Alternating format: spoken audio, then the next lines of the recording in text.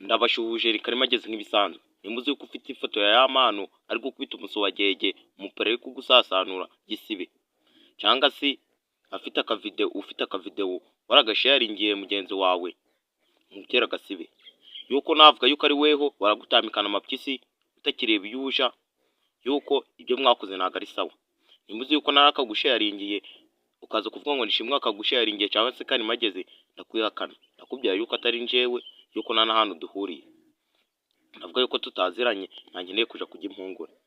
Ariko se wagiye gusharinga akavideo, uwasharinze akavideo cyangwa ugasharingire mugenzi wawe uri kubona ibyo bintu ari byo? Yamano yakajije umurego. Soni ntabyo dukeneye mu gihugu cyacu cy'u Rwanda, kabone kuko umuntu uzongera kuyashiraho ni ukumutambikana muri yombi atakireba iyaja akaja kurya impungure. Yari yaramenyeye kurya ibyo kurya byiza ariko azatangira kurya impungure. Ibyo bintu ntabyo dushaka, ngo mukeneye kwandika izina muri iki gihugu cy'u Rwanda.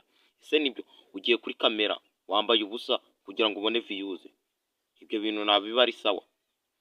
Yamano abantu bari gutatanya amafoto ubu video bavuga yuko Yamano yambaye ubusa. Ese je ko nakoneye nabona mugiriye inama nimbuga afite gasibe umungwanye ko magezi yari kubarabura kuganiro ka buri munsi. Imbuga ashimye kura subscribe, share, comment byawe bigende neza. Ukeneye kwamamaza ngo ibikorwa byawe bigende neza, hamagara kuri iyi nimero ni 07 33 33 994.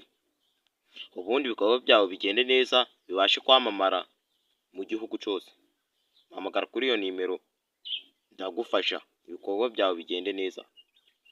Ndakwamamariza kuri YouTube, TikTok, Instagram n'ahandi.